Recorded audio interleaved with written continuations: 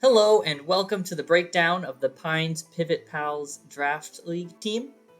Um, who am I? I am Joshua Denk. If you've been to recent VGC major events, or if you've been to local events in the Southern California VGC scene, you might have seen me on the standings or the pairings list. I've qualified for the World Championships 3 times, including this year, and I think presenting that as like my introductory top VGC accomplishment both communicates a baseline level of competence when it comes to VGC, as well as communicates that there are still quite a lot of heights that I have yet to reach. Oh, and here we see the Pines Pivot Pals full logo, drawn by my wonderful wife. She was quite insistent that the Apple UI elements are part of her artistic vision. So there we go. What is the TDL? It's a draft league hosted by some friends of mine. They reached out to me and said, "Hey, you want to join?" And I said, "Sure." There's a lot of us, 36 teams, most one-person teams, so there are a few with 2 or even 3 people. We have 36 teams split into 4 divisions of 9 teams, 1 division for each of the primary colors. I'm in the Incineroar division. And there will be 7 weeks of round robin where I'll play people within my division. Round robin, not Swiss, so I won't be playing them based on record. It's random pairing without repeat, which means I'll face everyone in my division except for 2 people. And then at the end of those round robin rounds, the top 3 teams per division will advance to an asymmetrical top cut. Specifically, the first seed within each division will advance immediately to a top 8 bracket. And then the second and third seed in each division will play someone from another division in a wildcard round. And whoever wins the wildcard round the 4 players who win their wildcard rounds will also advance to the top 8 of the final bracket. So, how does draft work? We're going to be using VGC Regulation MB. If you open up Pokémon Champions right now and clicked on Ranked Double Battles, that's the format that is being used. It will also be the format used at this year's World Championships in Sacramento. The league organizers adjusted the Wolfie Draft League draft board. I don't know if this draft league came about because my friends who were organizing it saw the second season of the Wolfie Draft League and wanted to do something similar themselves, or if they just wanted to host something VGC related during like the downtime between seasons, between NAIC and the start of the 2027 season. But regardless, they took the Wolfie Draft League draft board, copied it, added the Regulation MB Pokemon that weren't in Regulation MA, and they also adjusted the point values of a few of them. For example, Mousehold. The wide lens held item was added in Regulation MB, and that combos very well with Mousehold's signature move Population Bomb, so they figured they should probably charge a few more points for it now that that synergy is available. Each piece costs from 1 to 20 points, and each player gets a 100-point budget to draft exactly 10 pieces, meaning your average cost per piece has to be less than or equal to 10. And we'll be using a snake draft format, as you can see on the screen. I ended up being the second, getting the second draft slot in the Incineroar division, which I'm very happy with. In snake drafts, it's normally good to be near the end because you can pick like duos of Pokemon together, and I'm pretty close to one of the ends.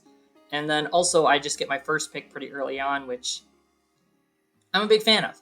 So, without further ado, my first pick was Mega Floette. Why? Because it's broken. More specifically, the last time I was in a draft league that I won was about a year ago, and in that draft league, I basically drafted with this idea of really, really flexible pieces that were also really strong, so I could sort of like really focus on customizing an answer to each of my opponents. And I wanted to either do something like that or just grab the biggest stick. Yeah, I'm the second pick. The very first Pokemon picked was Mousehold, so I had a ton of options, and I really wanted something that had either inflexibility, power, or both, just something irreplicable by any other Pokemon. And so what I eventually narrowed it down to was Mega Floette for 20 points or Mega Blastoise for 17 points. Mega Blastoise being just an incredibly flexible coverage demon with effectively like 4 stab types thanks to Mega Launcher and its pulse moves. Whereas Mega Floette, it does one thing, and that thing is fairy damage, but it does it very, very well. So I ultimately went with Mega Floette because I wanted experience with a very inflexible but very big stick, and I thought I'd grow a little more from the Draft League with that as a starting point. So here we are. Mega Floette's base form abilities are essentially useless. Spoiler, I don't have any grass-type Pokemon on this team, so Flower Veil truly is. But Fairy Aura plus that base special attack stat is kind of absurd. And there's a few things that become clear about the rest of the team when I pick Mega Floette. First of all, I'm going to need a lot of support, right? If I'm picking what I described earlier as a very big but very inflexible stick, I need to find ways to make sure that that stick gets to do what it's here to do. And that's deal damage without being disrupted.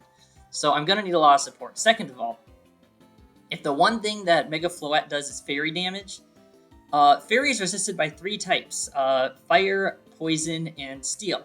All of those are weak to ground, so I'm going to want a powerful ground-type attacker. However, I figured early on, I can push back choosing my ground-type quite a while because there's actually a lot of good options for that in the context of a Draft League. So I figured I'd focus on support for my next few picks. And third of all, I just want to keep in mind for myself that Floette's coverage move pool is garbage. I cannot rely on this Pokemon to like tech on weird super effective moves like I have in past draft leagues or like Blastoise would do, because Mega Floette, it gets Psychic as a coverage move and a few grass type attacks and a few normal type attacks, and it's Fairy Stab, and that's it. So like, what are you going to do if you face a Steel type? And the answer is not hit it super effectively. But on the other hand, the words not very effective only means so much when you're still losing half your health bar to a Fairy type attack because Mega Floette is just that strong. So yeah, I'm interested to see how things pan out with Mega Floette. All right, no more inflexibility. My next pick is Vivillon. As I said, I wanted a support pick. This is not a 10 cost Mon. It was for 10 points. It probably should have cost more. The reason I picked Vivillon is actually very simple. As I mentioned with Floette, I'm going to want an Earthquake attacker. And I'm going to want support. And ideally, I want that support to work both with the Earthquake attacker and with Floette. The number of redirectors that are immune to ground is 1, and it's Vivillon. Sinistcha could have also done the trick, but is expensive, and Vivillon also gives me some tools that I really did want on the team. This thing, beyond just being a redirector immune to ground, it wears a lot of hats. It has 3 very, very valuable abilities. I have specific plans to use each of these into different teams within my division. Compound Eyes for 98% accurate sleep powders in particular is quite good.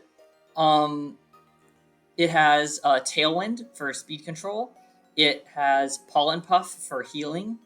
Yeah, it has 90+% accurate Hurricane, so even with a special attack stat as low as 90, it can still hit as needed. And I'm often going to be throwing a Focus Sash on this, of course, but not always, right? Like, I don't have to, and that's kind of nice. I can choose what's best for the given week. So, yeah, I'm really glad to have this toolbox, and the reason that it warranted a second pick slot for me is because, is it the second most important Pokemon on my team? I'm not sure, but I don't think so. But it's kind of irreplaceable. There isn't another ground immune redirector, and so that meant I wanted to lock this in. And actually, out of the 4 divisions, all four divisions, shocker, Mega Floette got taken. 3 of those teams have Vivillon. So people came to very similar conclusions in that regard. My third pick is Blastoise. Not the Mega that I wanted, but base Blastoise, which costs only 9, really helping recoup some of that. It recoups a little bit of the points I spent on the Floette slot, though it gets a whole lot of value for only 9 points. Why don't we see Floette in standard constructed play? Why don't we see Blastoise in standard constructed VGC play? We see plenty of Floette, and we even see Vivillon. In fact, this duo, I believe, got 3rd at the Turn special event. I think there was a Floette on that team. This is a standard core, but we never see Blastoise outside of, on a certain Mega Gengar team that appeared in a few VR tours. And the reason is because in standard constructed, you generally want to use what's best in slot for whatever slot you're using. This should make intuitive sense. Blastoise is generally not that, but it can fill a lot of roles and wear a lot of hats at maybe 80% efficacy of whatever the best in slot is. It is not as good of a fake out Pivotmon as Incineroar is, but it can also be a Life Dew support, and it also has speed control that no type is immune to in Icy Wind, and it also has Shell Smash as a setup option, and it also has Yawn and a bunch of these other supporting moves. Its supporting move pool is vast. It can also do damage if needed. It's also a super bulky Fake Out Mon that I'm never going to want the Focus Sash for, so I can run it with Vivillon without having to worry about that. And furthermore, Water and Fire are just really good defensive types with Floette because of the whole Steel weakness and water resisting Steel. So having a bulky Fake Out support that can swap into half of the things Floette is weak to is something I'm quite happy to have on the team. Mudsdale. So, why did I pick Mudsdale? This was not the plan. When I looked at my first 3 Pokemon, Mega Floette, Vivillon, and Blastoise, I realized this fundamental idea of Broken Damagemon with a setup option, redirection support with some speed control, and Fake Out support with some speed control kind of covers most things already, right? That really is the core of the team right there. But I started looking at the other teams in the division. I thought, what can actually give this trio trouble? And I came up with a very short list. Metagross had already been drafted. Mega Metagross had also been drafted. And by the way, the way Megas work is base Blastoise cannot hold the Mega Stone. Mega Floette has to hold the Mega Stone, though I don't have to Mega Evolve it. And because of that, we have Blastoise and Mega Blastoise as different slots that can be picked, so on and so forth. Metagross has been drafted. Mega Metagross had been drafted on a different team. Mega Delphox had been drafted. That was a little scary. And Mega Gengar. All 4 of these Pokemon either resist Floette or hit it super effectively, or outspeed it, or both. All of them outspeed it except for base Metagross. And I was a little concerned with them. So I thought, is there a second big I could snatch up, or a Pokemon that would handle all these well? And the answer is Mega Gyarados, right? It's a Water Dark type, which handles all of these exceptionally well. And it's super bulky. And at the team that picked right before I did grabbed Mega Gyarados, and so I was left floundering a little bit. Not floundering, but a little bummed out by that one. There are actually 2 other Water Dark Megas, Greninja and Sharpedo, but neither really had the appeal that Gyarados did, mostly because they lack its bulk. Those are both incredibly frail Pokemon. And I figured maybe I'll try to pick one up later, but not as a 4th pick. So I figured, I'm just going to grab my ground damage now. And I saw 4 options I was really looking at for ground damage. I saw Garchomp, which is expensive, but good. I saw Crocodile. The Crocodile was taken shortly before my pick, so I couldn't have chosen that one anyway. I saw Mudsdale as sort of a more Trick Room-oriented option. And then I saw Mega Excadrill, which is better into, like, I figured it would be a good option into, like, other Floettes if I make it to cut, because it's 1 point faster than at its base 103 speed. Ultimately, I went with Mudsdale. With Excadrill, I didn't like that I couldn't Mega my... if I was bringing my Ground Fairy coverage combo, I couldn't Mega both of them, and I didn't like that, so... and Garchomp seemed a little expensive, and... but the real kicker was, when I looked at the teams I was struggling with that I now couldn't use Mega Gyarados to handle, all of those Pokemon except base Metagross are fast. Like, Mega Metagross is the second... Mega Metagross is the only one that's faster than base Metagross, and Mega Metagross is the slowest one that's faster than base Metagross, and it has base 110 speed. Trick Room seems pretty good into that. Mudsdale's a good Trick Room sweeper. It's quite bulky, like that's Urshifu levels of physical bulk, and a not too bad special defense stat. Stamina and Inner Focus are both incredible. I guess Own Tempo exists, but is pretty much eclipsed by Inner Focus in most situations. Yeah, and this thing I figure if I set Trick Room and click Earthquake like 4 times, it'll handle a lot of things that I'd struggle with otherwise. And yeah, there's a few things it can't hit, like Mega Delphox or Orthworm, but I figure when I pair into those, I can choose, like, I can, like, develop very custom answers to those Pokemon generally. This is just a good Trick Room attacker that can still damage trade outside of Trick Room and hit super effectively all of the types that resist Floette's fairy damage. And that's all I really wanted or needed out of this slot. 5 cost is also really good for something that has a pretty good stat distribution. Its base stat total isn't the highest, but when you consider that only 90 of those stats are in special attack and speed, it's pretty statted up. I figured I need a Trick Room statter, but I also figured I could delay that pick for a while because there's a lot of good options, right? So if 1 or 2 of the ones I'm looking at get taken, I'll just take a third.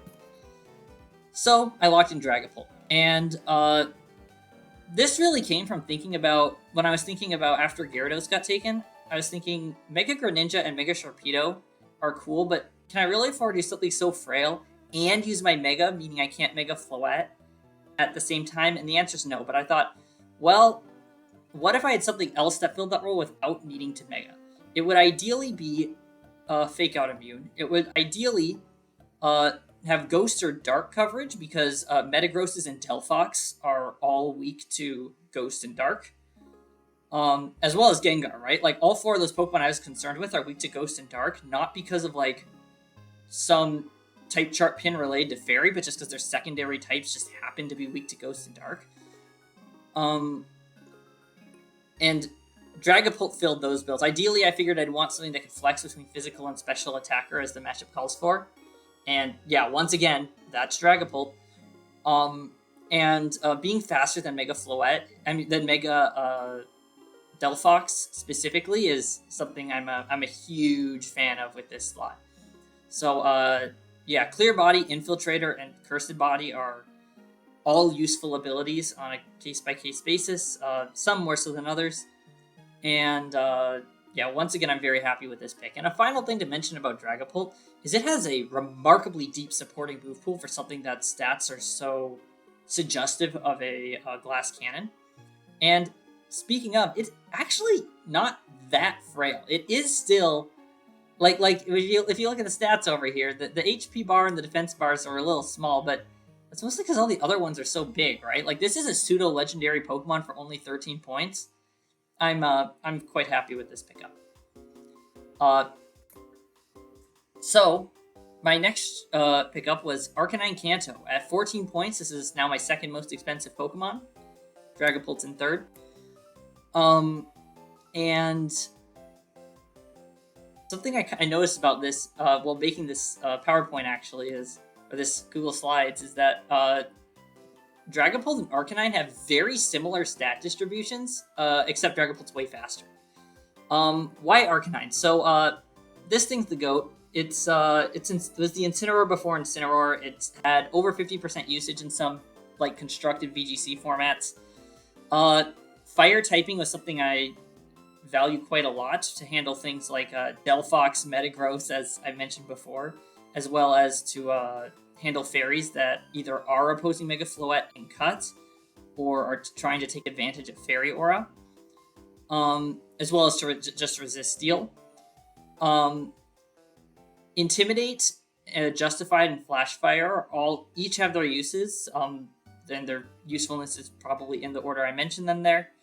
But the real thing is that Arcanine, like many of the mons before it, wears a lot of hats. I was thinking, what would sort of my ideal slot be? I figured I'd probably want like a fire type that secondary typing doesn't stop it from resisting Fairy, without any 4x weakness, with Intimidate, that has access to a strong priority move, in this case Extreme Speed. A Snarl Spammer would be really useful, which Arcanine absolutely can do. And then there were a few other supporting moves I was looking for, and the only one of them that Arcanine was missing was Taunt. So, like, I was very happy to pick up Arcanine. It gets Helping Hand, by the way, which is pretty neat. But yeah, this is absolutely a Swiss Army knife. And as you've noticed, as I said at the very beginning, I'd be picking up a lot of support Pokemon. And what I really value about Arcanine is more so than the other support Pokemon I picked up, I can run this as an offensive Pokemon. I can run this however I want, and its stats are just so good, and its defensive typing is so good and so neutral that, like, it'll have the numbers to succeed at whatever role I give it. And that's something I value very highly in draft. So, Oranguru. I said I need a Trick Room setter, and here it is. This one only costs 10. Why Oranguru? First of all, it's, well, the main reason I picked Oranguru is very simple. If I'm going to all the trouble to set Trick Room for Mudsdale, I want it to be able to click Earthquake 4 times while my other slot does something. So I, similarly to how I wanted Vivillon as a Earthquake Immune Redirector and Earthquake Immune Tailwind setter compressed into one, I wanted an Earthquake Immune Trick Room setter. And Oranguru's typing does not give it an Earthquake immunity, but it does learn Telepathy, which means if I set Trick Room, I can click Earthquake 4 times, and thanks to Instruct, I can click it 8 times. I'm pretty happy with that. It's also quite bulky, especially on the special side, which is the side I'd prefer for it to be a little bulkier on. And its defensive typing has only 2 weaknesses, Dark and Bug. I probably don't need to explain why I'm not exactly concerned about a Bug-type Onslaught. And its Dark weakness isn't that much of a problem when you consider that I'm running Mega Floette, which is Dark type's enemy number 1. Their number 1 op. So, yeah, all 3 of its abilities are useful in various situations. And once again, this is a Pokemon with a very, very broad move pool, both in terms of damage options. Admittedly, it has only 90 base special attack, but it can still hit. And then a support move pool is just incredible. The only support move I was looking for in a Trick Room setter that it doesn't have is Heal, Pulse, or Life Dew.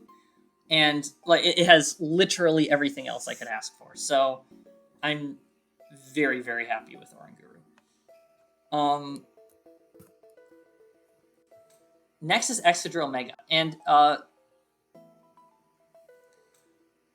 here I figured,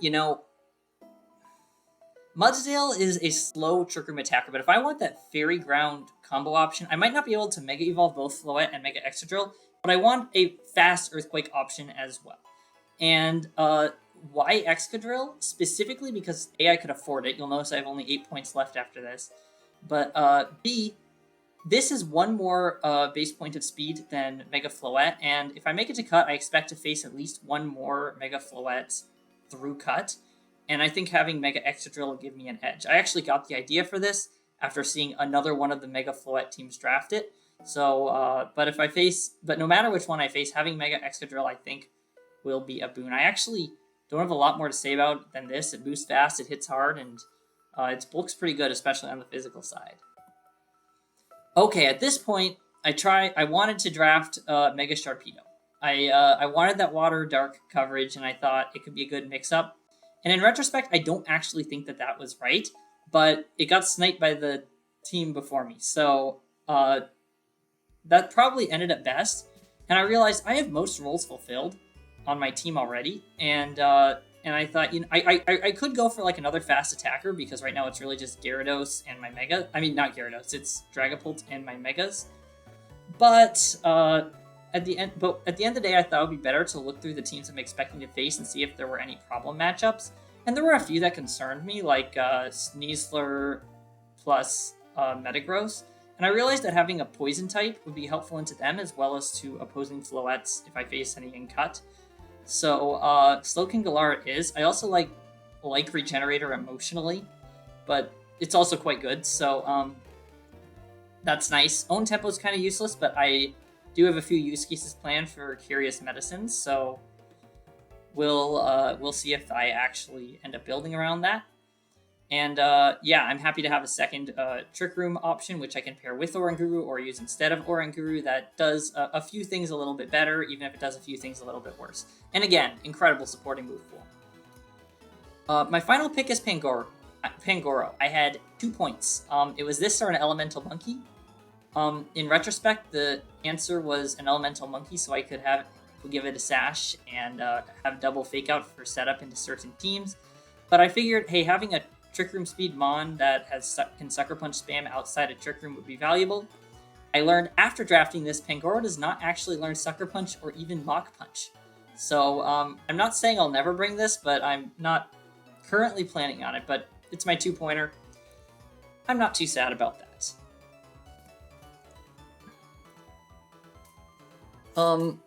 So thoughts on the team overall. Here they are ordered by speed. I had some notes for this part. Let me bring them up.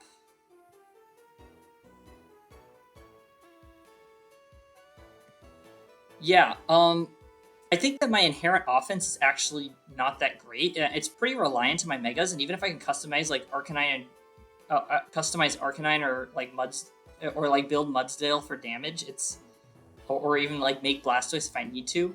It really comes down to the Megas and Dragapults as like my dedicated damage dealers that move first, hit hard. And so I'll definitely be playing a more defensive and reactive game.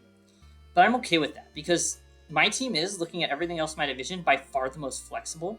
And that means I can build to beat my opponents better than they can build to beat me. And I value that a lot. Looking at the teams, I think I've got pretty good odds of making it to cut based on that alone. Though, due to the lack of like inherent firepower, I'm worried I'll be bowled over by some of the more refined offensive-oriented teams in cut. So, not that I'm planning to give up without a fight, but I think it will be a bit of an uphill battle there. Though, of course, my goal is to go as far as I can and ideally win the whole thing. I have a lot of like Pokemon that are very neutral on the type chart defensively, which was intentional. I wanted Pokemon that it's harder to hit super effectively, so I can let my like tech choices for individual matchups really shine through. Of course, it's hard to hit my opponent super effectively, and I have less stabs is the cost of that. But that's a trade-off I was willing to make. We'll see if it ends up panning out. I think that one mistake I made in draft is I over-indexed a bit on handling Floette's counters rather than on fundamentals. There are a few types, for example, that I don't have as many resists or immunities for as I'd like, though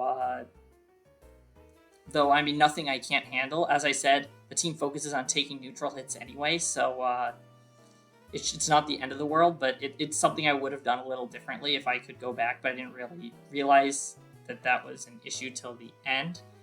I'm still planning to go far, and the goal is still to win the leagues. But and I do think that this team can do it. I don't think it's delusional to say I have a shot. So, but yeah, no, I'm really excited. This is going to be a lot of fun. And yeah, let's see if the toolboxes are able to toolbox their way to victory. And then finally. Here's a preview of my week 1 match. All of my matches will be up on this channel. That's why I created the channel. Whether they'll be live streams so people can watch as they go, or if they'll be like just replays, which have the advantage of letting me give a little blurb about like my team building before each one, which I think would be fun. I haven't decided yet, so I'll figure it out. But yeah, this will be my week 1 matchup versus the incredible Inedible Eggs. She drafted Mega Gengar and Incineroar right away, and there's a few things in this team that concern me, so I'll be turning those over in my head over the next few days. And well, if you've gotten this far, thank you for watching. I hope that you have as much fun with the week 1 match as I think I'm going to, which is a lot. And goodbye.